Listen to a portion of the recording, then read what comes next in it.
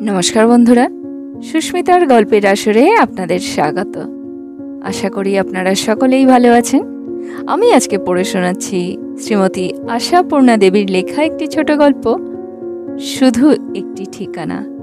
বন্ধুরা, গল্পটা যদি ভালো লাগে প্লিজ প্লিজ প্লিজ চ্যানেলটাকে সাবস্ক্রাইব করে দেবেন। গল্পটাতে একটা লাইক অবশ্যই করতে ভুলবেন না। সাবস্ক্রাইব এবং লাইকের জন্য আপনাদের অসংখ্য ধন্যবাদ।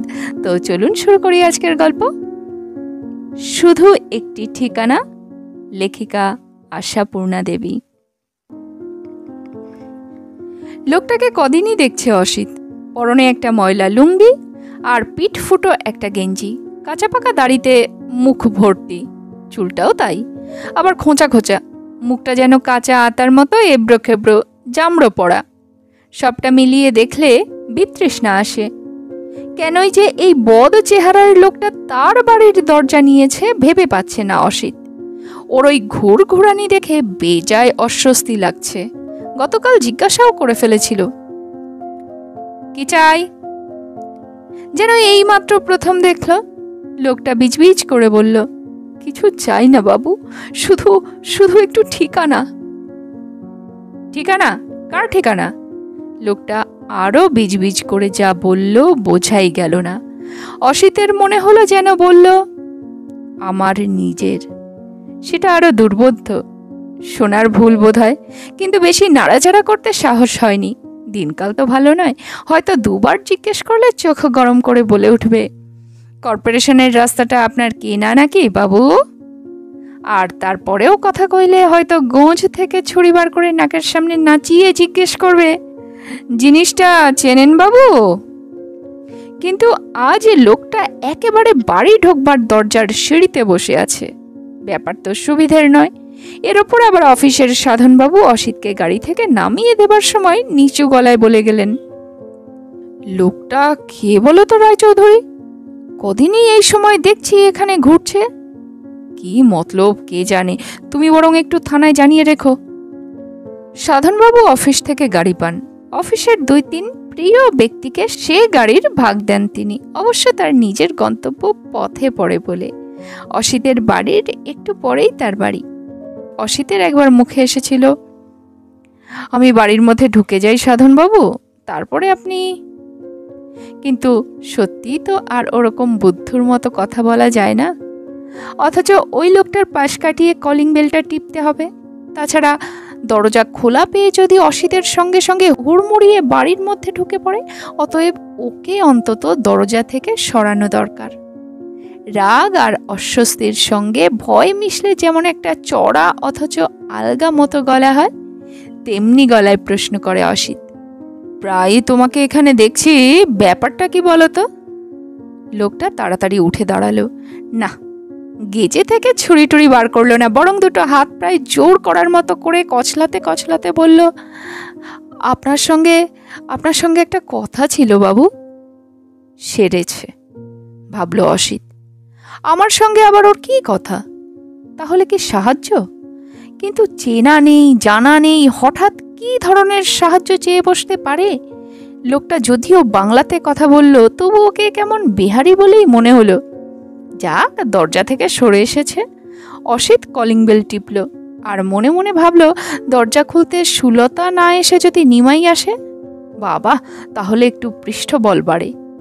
সুলতা দরজা খুললে কিভাবে দরজাটা মাত্র একটু ফাঁক করে ঢুকে পড়বে, তাই ভাবতে ভাবতে বেলটা আরেকবার টিপল। ভাগ্যক্রমে নিমাইটাই এলো এবং লোকটার দিকে একটা সন্দেহবিদ্ধ দৃষ্টি হেনে পাশ কাটিয়ে দাদাবাবুকে ঢুকতে দিল।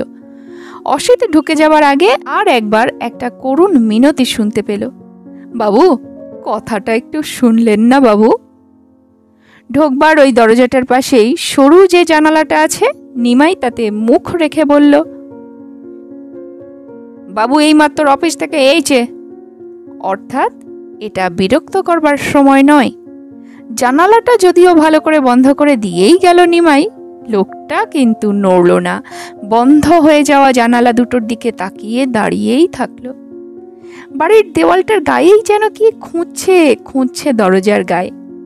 সুলতা বলল, একটা লোক কদিন এখানে ঘুরঘুর করছে দাদা, দেখেছো তুমি?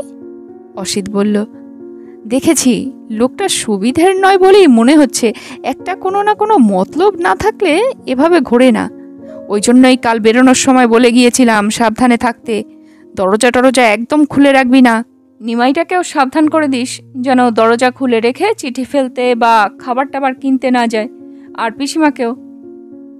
আমার কিন্তু খুব ভয় ভয় করছে দাদা, সুলতা বলল।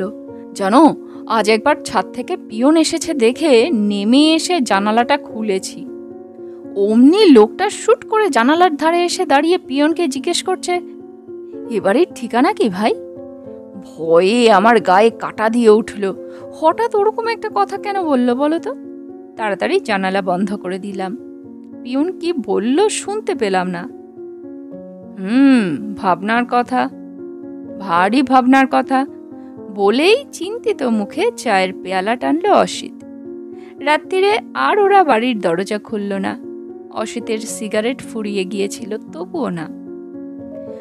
পরদিন সকালে অবশ্য না খুলে উপায় নেই, ঝি আসবে ভোরবেলা, তারপর নিজেদেরই কাজ, দুধ আনা, বাজার করা, জামা ইস্ত্রি করিয়ে আনা, পাউরুটিওয়ালাকে পয়সা দিতে যাওয়া ইত্যাদি। সুলতার এখন কলেজ ছুটি, তাই ওকে বেরোতে হবে না, এই যা রক্ষে। সকালে অসিত নিমাইকে বলল, দরজা খুলে এদিক ওদিক তাকিয়ে নিয়ে তবেই বেরোবি। সকালে তো ওটাকে দেখিনি দাদাবাবু, তবে কাল বাজারের মোড়ের চায়ের দোকানে ওই রকম একটা লোককে দেখেছিলাম মনে হচ্ছে। তার মানে এই অঞ্চলটা ও ছাড়ছে না। অসিতের গলার স্বরটা বেশ খাদে শোনালো। এই সময় এই বাবা কানপুরে দিদির বাড়িতে গিয়ে বসে রইলেন যে কেন? গ্রীষ্মের ছুটিটা কি কানপুরে বেড়াতে যাওয়ার পক্ষে বেশ উপাদেয়?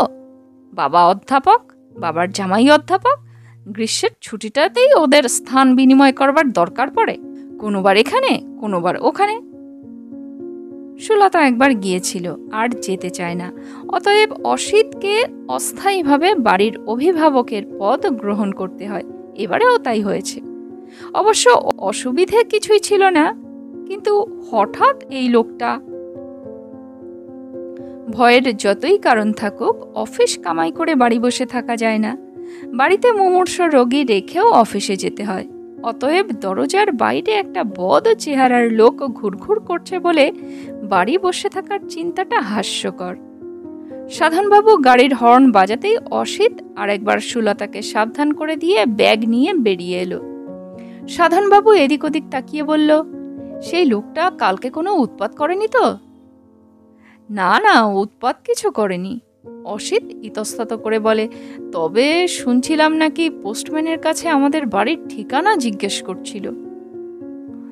ও তাই নাকি? সাধনবাবু বললেন, ব্যাপারটা কিন্তু চিন্তার রায়চৌধুরী, একটু সাবধানে থেকো। আর মানে থানায় একটু জানিয়ে রাখলে ভালো করতে। হ্যাঁ মানে রাত্রে তো আর রাত্রে বেরোয়নি, সেটা আর বলল না। একটু পরেই বিশ্বাসবাবুকে তুললেন সাধনবাবু। ইনি আর এক কৃপাধন্য, সাধনবাবুর গাড়ির ভাগ পান। বিশ্বাসবাবুকে তোলবার পর সাধনবাবু বয়সোচিত মুরব্বিয়ানার চালে বললেন, দিনকাল ভালো নয় বিশ্বাস, একটু সাবধানে থেকো। কদিন দেখছি রায়চৌধুরীর বাড়ির উপরে একটা বদলোক নজর রেখে বসে আছে, আবার পোস্টম্যানের কাছে নাকি বাড়ির ঠিকানা চাইছিল। ঠিকানা চাইছিল? বিশ্বাস সন্দেহ সন্দেহ গলায় বলে, কি ধরনের লোক বলুন তো, মানে চেহারা টেহারা? অসিত সংক্ষেপে বর্ণনা দিল। তার মাঝখানেই বিশ্বাস বলে উঠল, আরে এ লোক তো আমাদের বাড়ির আশেপাশেও ঘুরঘুর করছিল কদিন, আর ওই একই ব্যাপার, ঠিকানার খোঁজ। হ্যাঁ হ্যাঁ, যা বর্ণনা শুনেছি সেই একই লোক। শুনে সাধন ক্ষুণ্ণ হলেন, বললেন, বটে? কই বলনি তো কিছু? বিশ্বাস একটু অপ্রতিভ হলো, কারণ সাধনের মতো হিতৈষীজনের কাছে বাড়ির কোনো ব্যাপার অব্যক্ত রাখা গর্হিত কাজ। কিন্তু আসলে ব্যাপারটা ঘটেছিল তার চোখের আড়ালে। অফিসের কাজে ধানবাদ গিয়েছিল, সেই সময় নাকি ওই রকম হয়েছে। ফিরে এসে শুনেছিল, সেই কথাই বলে বিশ্বাস। আমি মানে সেই যখন ধানবাদে গিয়েছিলাম তখন, ফিরে এসে শুনলাম ওই ধরনের একটা লোক নাকি কদিন ধরে বাড়ির আশেপাশে ঘুরঘুর করছিল, আর যে যখন দরজা থেকে বেরোচ্ছিল কি ঢুকছিল বলছিল, এ বাড়ির ঠিকানা কি বাবু? আমার একটা ঠিকানার দরকার। আমি তো পাগল টাগল ভেবে উড়িয়ে দিয়েছিলাম। সাধনবাবু গম্ভীর হন, বলেন, তোমরা এখন ইয়ং ম্যান, রক্ত তাজা, সবকিছু উড়িয়ে দিতে পারো, আমরা তো পারি না, বুঝলে? অসিত মনে মনে লজ্জিত হলো, কারণ বয়স হিসাবে তার রক্ত আরো তাজা থাকবার কথা, কিন্তু সে তো উড়িয়ে দিতে পারছে না, বেশ ভয়ে ভয়েই রয়েছে। হঠাৎ বাবার উপর রাগ এসে গেল অসিতের। বাবাই তাকে বুড়ো বয়স পর্যন্ত খোকা করে রেখে এইটি করেছেন। বাবা বাড়িতে না থাকলে অসহায়তা বোধ করেন, তবু একটা খোকার মতোই কথা বলে বসে সে। বলে, আর একটা জিনিস লক্ষ্য করেছি, বাড়িতে বাড়িতে কর্তার অনুপস্থিত ঘটলেই এটা হচ্ছে। বিশ্বাসদা যখন বাইরে গেছিল তখন বিশ্বাসদার বাড়িটিকে টার্গেট করেছিল, এখন আমার বাবা যেই বাইরে গেছেন, যেই অবশ্য নয়, বেশ কিছুদিনই কানপুরে গেছেন অসিতের বাবা, সাধনবাবু জানেন। সাধনবাবু বললেন, তোমার বাবা তো আবার মেয়ের বাড়ি না কোথায় যেন, ফিরবেন কবে? ছুটি শেষ না করে মনে হয় না ফিরবেন। মুশকিল।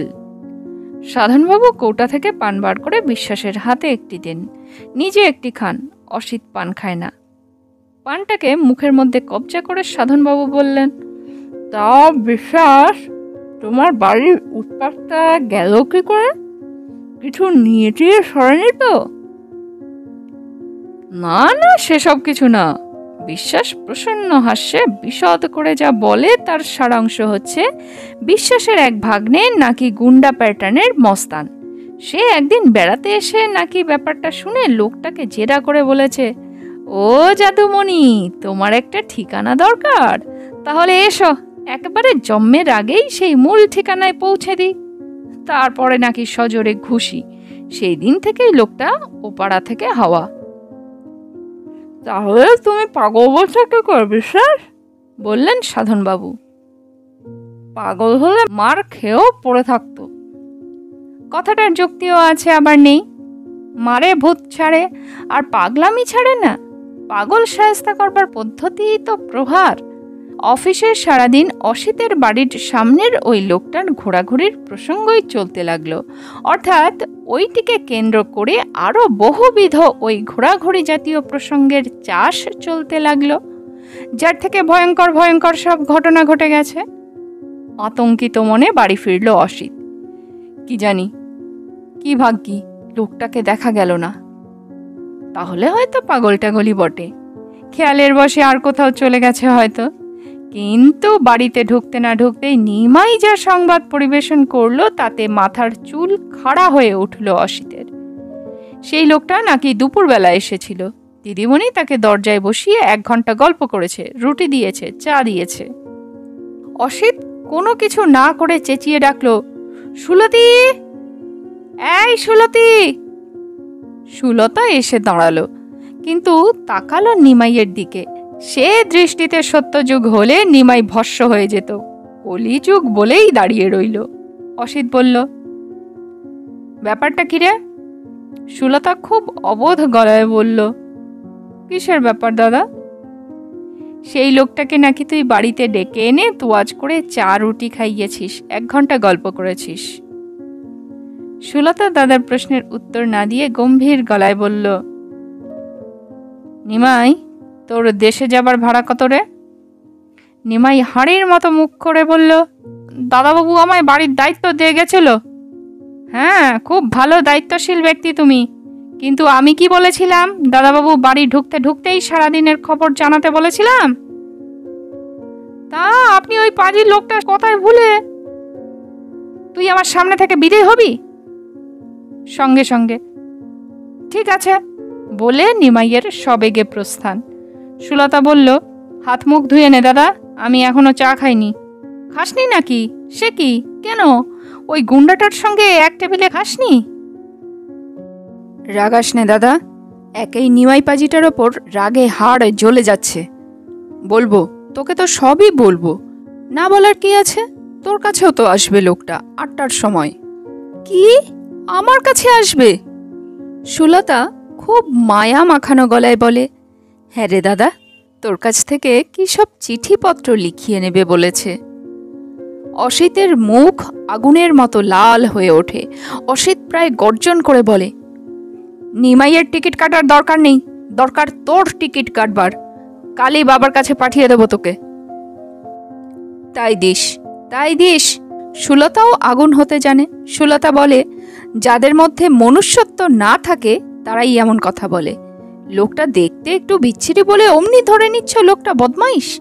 ও খুব দুঃখী, বুঝলে দাদা, ওর একমাত্র ছেলে। সুলতা কথা শেষ করবার আগেই অসিত বলে ওঠে, মারা গেছে তো টিবি কিংবা অ্যাক্সিডেন্টে। কলকাতায় পথে পথে ও গল্প হাজার হাজার ছড়ানো আছে, বুঝলি? কত টাকা খসিয়ে নিয়ে গেছে তোর কাছ থেকে। কান দিয়ে শুনবি না শুধু এড়ে তর্ক করবি?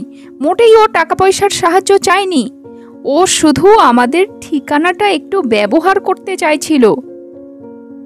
আবার সেই ঠিকানা। অসিত বুঝতে পারে মূল রহস্য ওইখানেই।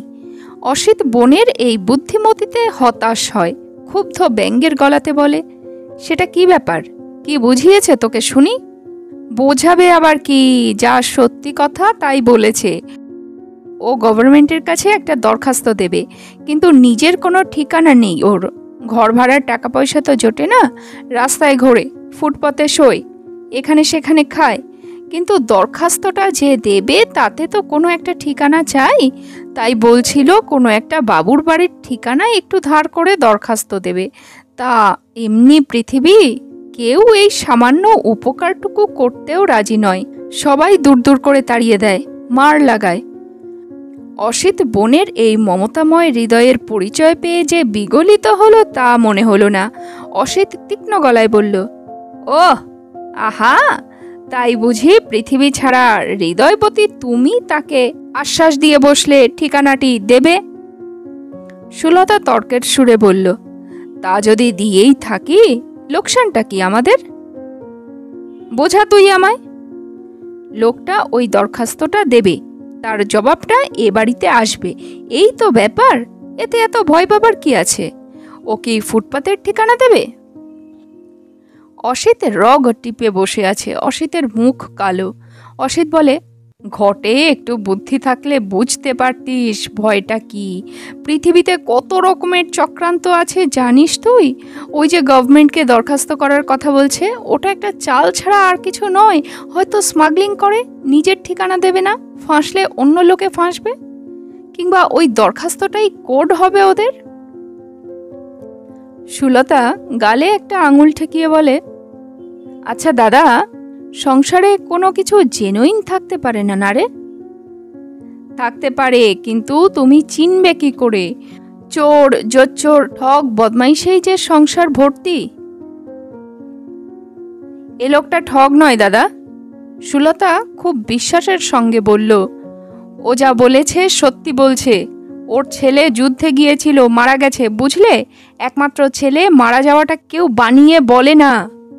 ওকে কে যেন বলেছে যুদ্ধে মারা যারা যায় গভর্নমেন্ট তাদের দুস্থ পরিবারকে ভাতা দেয়, তার জন্য দরখাস্ত করতে হয়।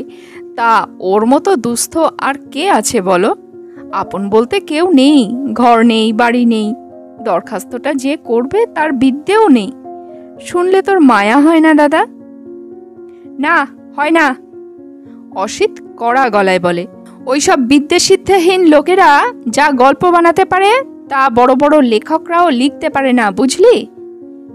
সুলতার অনমনীয় মুখ দেখে অবশ্য মনে হলো না বুঝেছে, তবে মুখে বলল, হ্যাঁ বুঝেছি। এখন তুই দয়া করে চা খেয়ে উদ্ধার কর আমায়। তবে বলে রাখছি, ও কিন্তু 8টার সময় আসবে। যা বলবার নিজেই বলিস, মেয়েদের তো দয়া করবার অধিকার নেই। বলে সুলতা ঘরে চলে গেল। 8টা বাজবার বেশি দেরিও ছিল না আর। অসিত মনে মনে ভাঁজতে ভাঁজতে হাত মুখ ধুলো, কিভাবে লোকটাকে পাড়া ছাড়া করা যাবে। লোকটার হাতে কি ঘড়ি ছিল? নিমাই বলল, এসেছে দাদাবাবু। অসিত ঘড়ি দেখল, 8টা কাটায় কাটায়। এই লোক আবার মুখ্য দুস্থ। অসিত নিজেকে শক্ত করে বলল, দুপুরবেলা এসে বাড়ির মেয়েদের জ্বালাতন করছো কেন? লোকটার মুখ এতই কুৎসিত যে সুখ দুঃখ বোঝা যায় না, তবু সে দারুণ চমকে উঠল, তা বোঝা গেল। বলল, জ্বালাতন তো করিনি বাবু, দিদিমণিকে আমার দুঃখের বিবরণটা শোনাচ্ছিলাম। বড় কষ্ট বাবু আমার। অসিত হঠাৎ যেন কেমন কথার খেই হারিয়ে ফেলল। যেভাবে কথা বলবে ভেবেছিল তা ভুলে গিয়ে বলল, তা আমি কি করতে পারি বলো? 2-1 টাকার সাহায্য চাও তো দিতে পারি, এই পর্যন্ত, ব্যাস। অথচ এটা আগেও ভাবেনি অসিত। লোকটা কি তাহলে সত্যিই দুঃখী, সত্যিই খাঁটি, না জোচ্চুরি? না হলে 2-1 টাকার কথায় কর্ণপাত করে না? লোকটা হাত জোর করে বলে, টাকায় দরকার নেই বাবু, আমার শুধু একটি ঠিকানার দরকার। ঠিকানা? সেই ব্যাপার। অসিত আবার শক্ত হয়। অসিত বলে, ঠিকানার দরকার? সেটা কি জিনিস? দিদিমণিকে সবই বলেছি বাবু, একটা ঠিকানার অভাবেই আমি গভর্নমেন্টের ঘর থেকে আমার ন্যায্য টাকা পাচ্ছি না, ন্যায্য পাওনা পাচ্ছি না। আমার ছেলেটা যুদ্ধে মরে গেছে, তার দরুন গভর্নমেন্টের কাছে আমার টাকা পাওনা হয়েছে, কিন্তু টাকাটা গভর্নমেন্ট কোথায় পাঠাবে বলুন? দয়া করে আপনার ঠিকানাটা আমায় ব্যবহার করতে দিন বাবু, আর দরখাস্তটা একটু লিখে দিন। আপনি লিখবেন, আমি মৃত জগৎ ঝাঁর বাপ ভুবন ঝা, আমার কেউ নেই, মান্যবর গভর্নমেন্ট বাহাদুর আমাকে।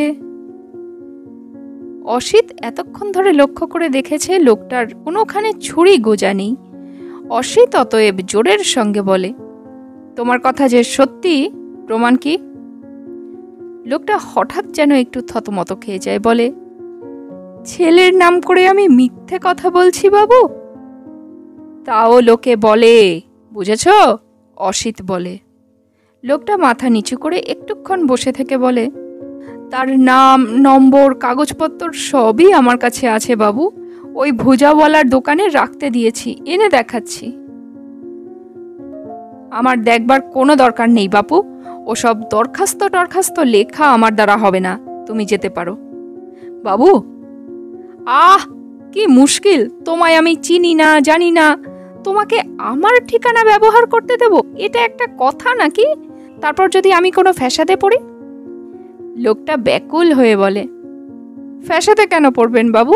এ তো সাদা ব্যাপার, গভর্নমেন্ট তো বলেই দেবে, গভর্নমেন্ট তো দেবে বলেই প্রস্তুত, সবাই বলেছে সে কথা, খবরের কাগজেও লিখেছে।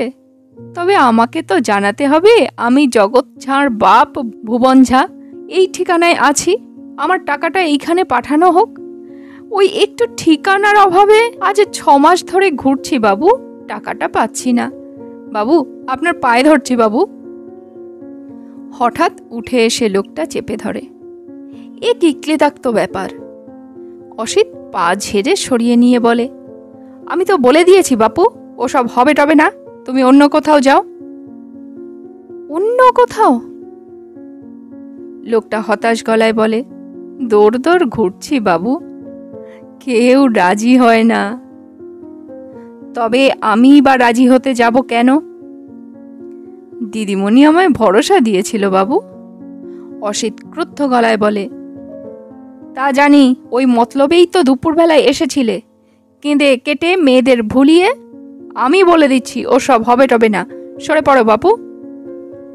বাবু, একটু বিবেচনা করে দেখুন আপনার লোকসানটা কোথায়। পিয়ন একটা চিঠি দিয়ে যাবে শুধু আপনার বাসার চিঠির বাক্সটায়, সেটা আপনি আমায় দিয়ে দেবেন, এই তো। অসিত ওর শিশুপ্রতিম সরলতার ভান দেখে গলে যায়, বলে, দেখো, এসব কথা আমার ঢের জানা আছে, কিন্তু সে কথা থাক, আর যদি তোমায় এভাবে এখানে ঘুরতে দেখি থানায় খবর দেব। থানায় খবর দেবেন বাবু? লোকটা যেন চমকে উঠে দাঁড়ায়। অসিত মনে মনে হাসে, বাবা, পথে এসো, যেই থানার নামটি করা হয়েছে অমনি ছিটকে উঠেছ। অসিত উদাস মুখে বলে, তা তুমি যদি এভাবে বাড়ির কাছে ঘোরাঘুরি করো। আমি চুরি করতে আসিনি বাবু। লোকটা যেন আগুন ঝরা গলায় বলে, শুধু সামান্য একটা ভিক্ষে চাইতে এসেছিলাম, টাকা নয়, পয়সা নয়, শুধু একটা ঠিকানা তার জন্য থানায় ধরিয়ে দিতে চাইছেন? আপনারা লেখাপড়া জানা মানুষ, তবু আপনাদের এত ভয়? আচ্ছা ঠিক আছে, আপনার পাড়া ছেড়ে চলে যাচ্ছি। এমনি তো কত পাড়াই ছাড়লাম। ঘৃণা আর ধিক্কারে ভরা গলায় বলল লোকটা। বড়লোক জাতটাই এমনি, মন নেই প্রাণ নেই। চলেই যাচ্ছিল। অসিত ভাবছিল বাঁচা গেল। হঠাৎ জাত তুলে কথা বলায় রেগে আগুন হয়ে যায় অসিত। অসিতের কান গরম হয়ে ওঠে। কড়া ব্যঙ্গের গলায় বলে ফেলে সে, আর তোমরা খুব ভালো কেমন, মরা ছেলের নাম ভাঙিয়ে টাকা আদায়ের ফিকিরে ঘুরে বেড়াচ্ছ, বড় মন প্রাণ তোমাদের। লোকটা চলে যাচ্ছিল। হঠাৎ পিছন ফিরে দাঁড়ালো। না, লুকোনো কোনো খাপ থেকে ছুরি টুরি অনবরতই যে ভয়টা পাচ্ছিল অসিত বার করলো না, স্রেফ হাউ হাউ করে কেঁদে উঠল। ঠিক বলেছেন বাবু, ঠিক বলেছেন। নেই মন প্রাণ কিছু নেই, শুধু আছে পেট, আগুন জ্বলা একটা পেট। বলেই আবার উল্টো মুখে ঘুরে হনহন করে চলে গেল। সম্ভবত পাড়া ছেড়েই চলে গেল।